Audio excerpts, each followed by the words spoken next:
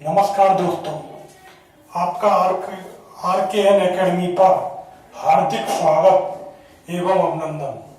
दोस्तों, इस वीडियो को सब्सक्राइब जरूर करें क्योंकि आने वाली अपडेट आपको समय पर मिल सके। दोस्तों, कल हमने मध्य पुरापाषाण कालीन स्थलों के बारे में अध्ययन किया। दोस्तों, आज हम उच्च पुरापाषाण काल के बारे में अध्ययन करेंगे। तो दोस्तों, उच्च पुरापाषाण काल में क्या क्या परिवर्तन हुए। उच्च पुरापाषाण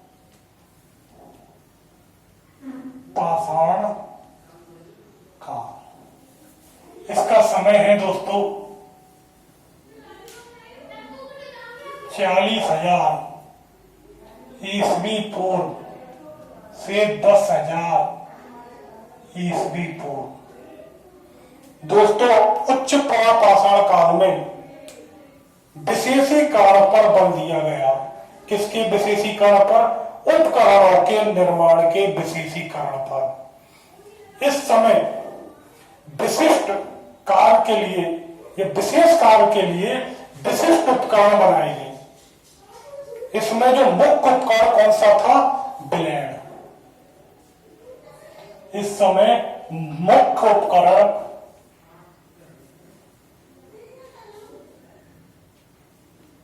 ब्लेड था। इसके अलावा यहां पर ब्यूरिन की अधिकता भी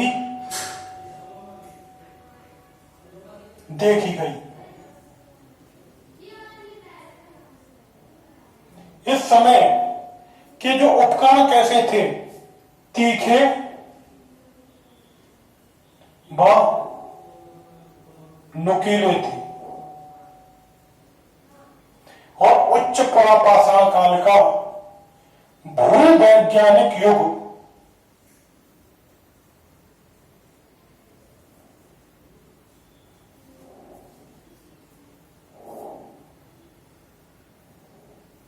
उच्च प्लास्टोसीन था। इसी युग में होमो सेपियंस का उदय होगा। तो दोस्तों, सबसे पहले हम उपकरणों के बारे में जानेंगे। तो इसमें इन जो उच्च पुरापाषाण काल है, यह उपकरणों में क्या परिवर्तन हुआ।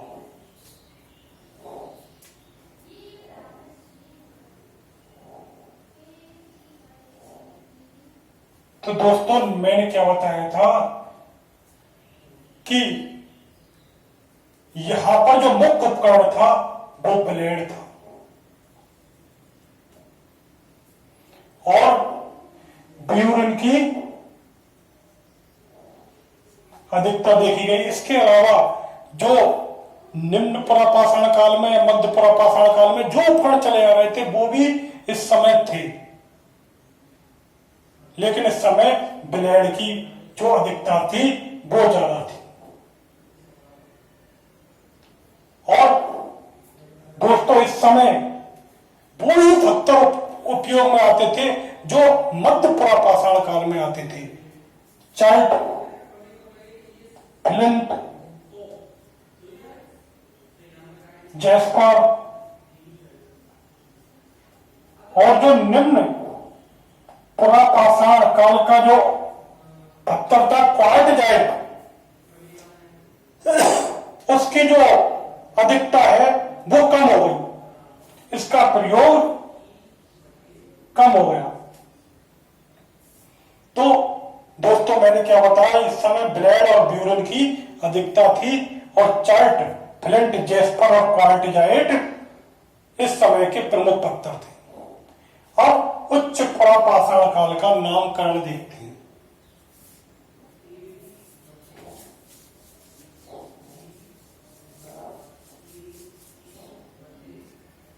और जो सर्वप्रथम उच्च पुरापाषाण काल के जो साक्ष्य प्राप्त हुए वो बेलन घाटी उत्तर प्रदेश से प्राप्त हुई। अब नामकरण।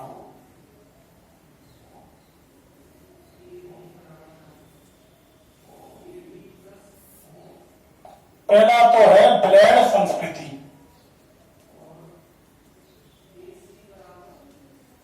क्योंकि यह ब्लेड की अधिकता थी, मुख्य उपकरण ब्लेड था। इसके अलावा चाकू संस्कृति। इस समय चाकू भी पाए गए थे, इसे चाकू संस्कृति भी कहा जाता था। इसके अलावा ब्लेड ब्यूरन संस्कृति भी कहा जाता था और इसे मैकडेलियन संस्कृति भी कहा जाता था। जो उच्च पुरापाषाण काल की जो अंतिम संस्कृति है उसे मैकडेलियन संस्कृति कहा जाता था। तो दोस्तों, ये तो रहे आपके उपकरण कौन से थे, किस पत्थर के बनाए जाते थे और उच्च पुरापाषाण काल का नामकरण। और सर्वप्रथम साक्ष्य कहां से मिले? बेलन घाटी से। किसके? उच्च पुरापाषाण काल के। अब एक चीज और दोस्तों, वहां का जो उपकरण था ब्लेड, वो इस तरह का था। इसकी चारों तरफ धारें होती थी, इसकी चारों तरफ धारें होती थी और लंबाई चौड़ाई से दुगनी होती थी।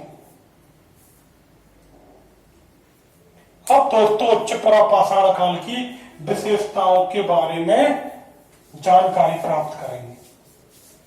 कौन कौन सी मुख्य विशेषताएं थी, क्या परिवर्तन हुआ।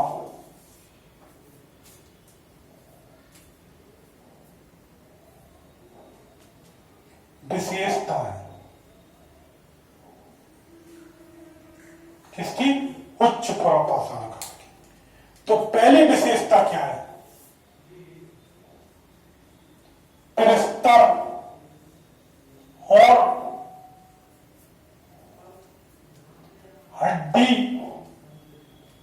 निर्मित उपकरण। तो दोस्तों, अब से पहले यानी निम्न पुरापाषाण काल और मध्य पुरापाषाण काल में उपकरण किसके से? पत्थर के। लेकिन यहां पर हड्डी के उपकरण मिले। और हड्डी के उपकरणों में कौन कौन से प्रमुख थे? नोकदार सुई,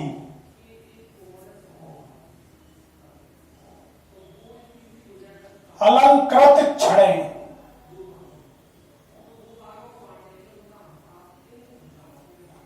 नोकदार सुई, अलंकृत छड़े, मत्स्य भाले यानी कि हार्पून, जिससे मछलियां पकड़ी जाती थी। और जो ये हड्डी के उपकरण कहां से मिले हैं?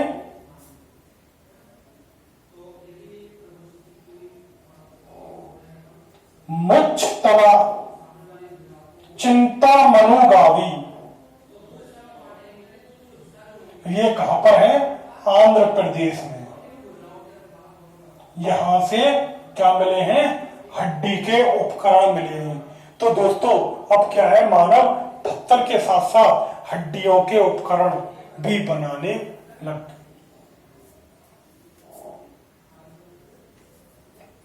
दूसरी विशेषता क्या है? हड्डी निर्मित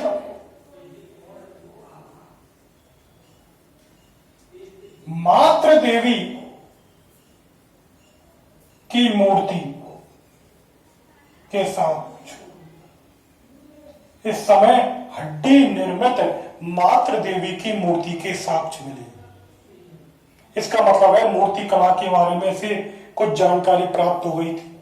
कला के क्षेत्र की तरफ आगे बढ़ रहा था मानव। तीसरा था चित्रकला के साक्ष्य। इस समय मानव ने क्या है, चित्रकला प्रारंभ कर दी थी।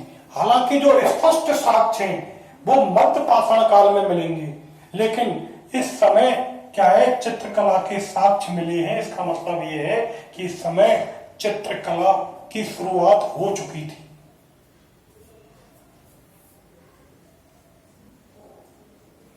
होमो सेपियंस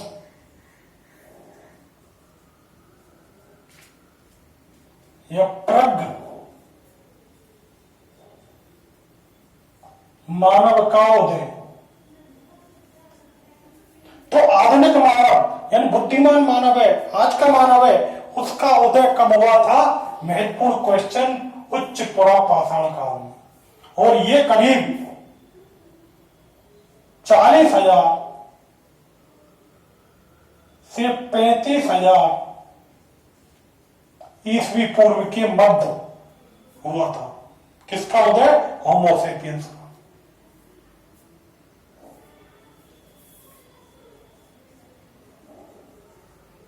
इसके अलावा चकमक उद्योग, इस समय क्या था, जो फिलंट पत्थर था उसकी अधिकता थी। इस कारण इसका जो चकमक उद्योग का विस्तार हुआ।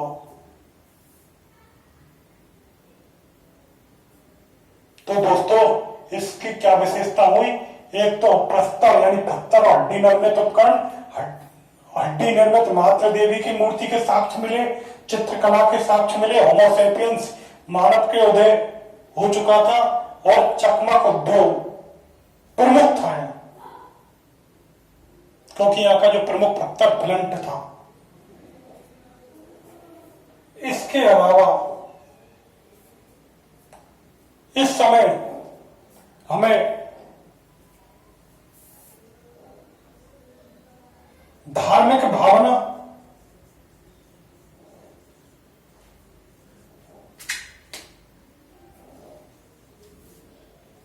अंतिम संस्कार,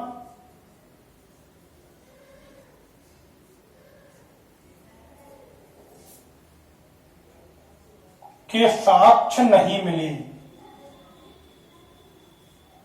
इसका मतलब है कि यहां का मानव धार्मिक भावना से भी अनभिज्ञ था, अंतिम संस्कार से भी अनभिज्ञ था। इसके अलावा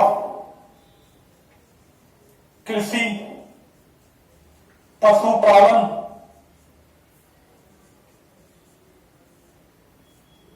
से अनभिज्ञ, अर्थात अभी व्यक्ति ने पशुपालन करना नहीं सीखा था, न ही कृषि का वह जानकार था। अर्थात क्या था वो? खाद्य संग्राहक,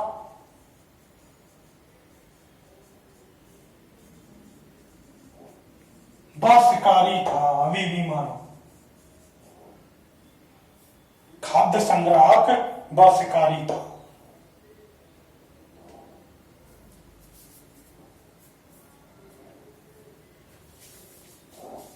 मानव खाद्य संग्राहक व शिकारी था, पशुपालन से अनभिज्ञ था, एक स्थान पर रहता नहीं था अभी भी मानव। तो कैसा था?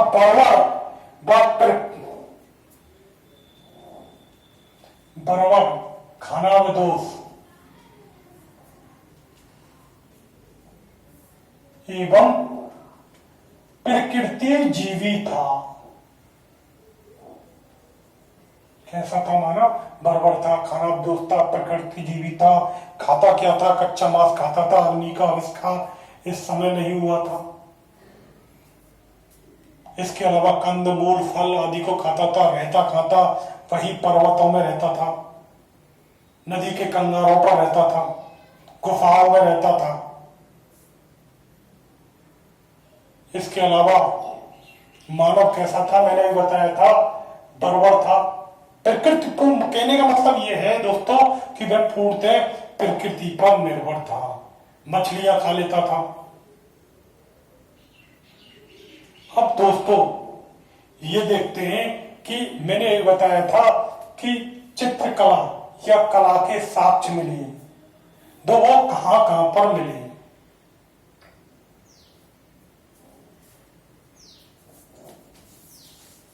एक बात और दोस्तों, इस समय अंतिम समय में उच्च पुरापाषाण काल के अंतिम समय में हिमयुग की समाप्ति हो गई थी।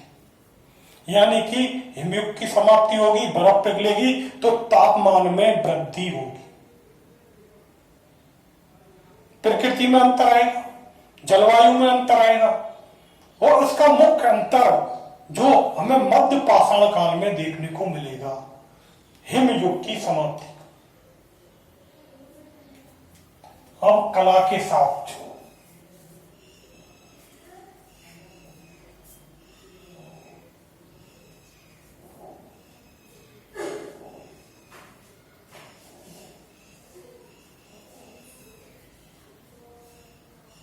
तो सबसे पहले ये देखते हैं हम नक्काशी, चित्रकला, मूर्ति कला।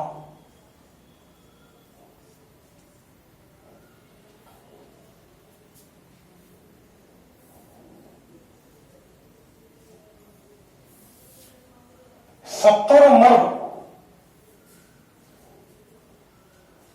के अंडे पर चित्रकारी के प्राचीनतम साक्ष्य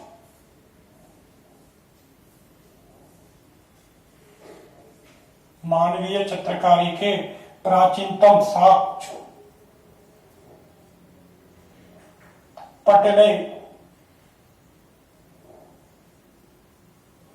महाराष्ट्र में मिली। इसके अलावा जो शुतुरमुर्ग के सर्वप्रथम छिलके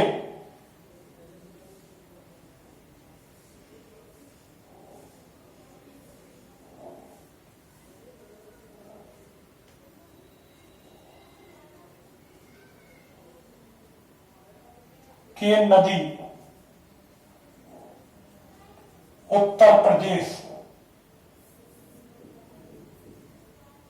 के पास मिली।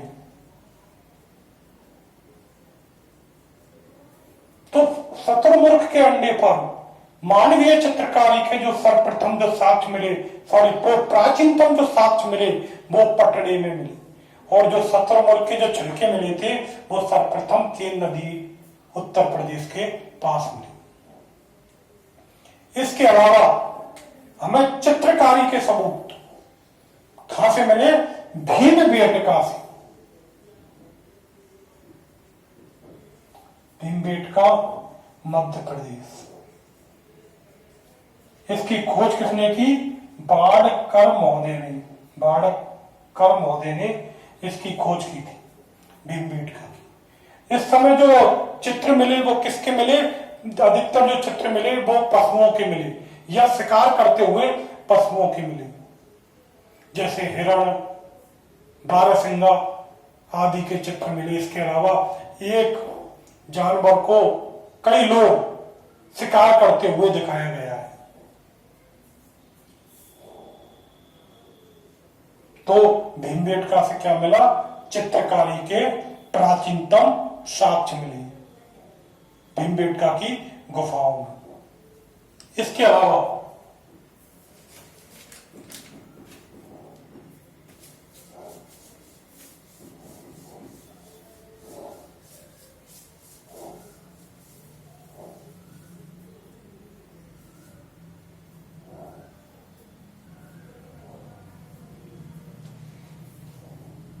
लहूदा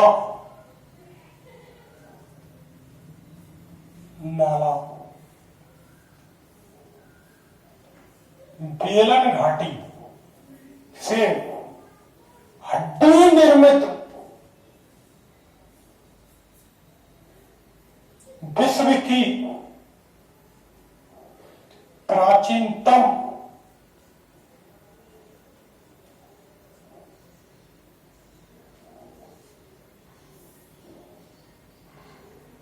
उसकी प्राचीनतम मूर्ति मातृ देवी की मूर्ति मिली है।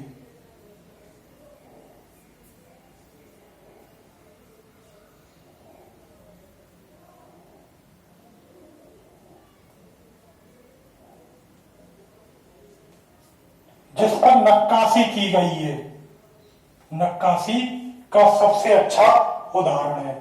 और ये कहां मिली है? लाउदा नाला बेलन घाटी में हड्डी निर्मित विश्व की जो प्राचीनतम मातृ देवी की मूर्ति इस समय मिली। इसके अलावा रेनीगुंटा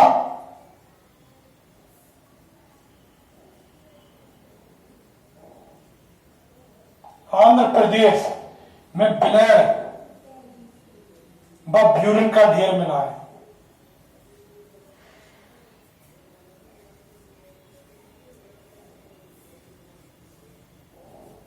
इन पर भी कुछ चित्रकारी के सबूत हमें मिले हैं। कहां पर?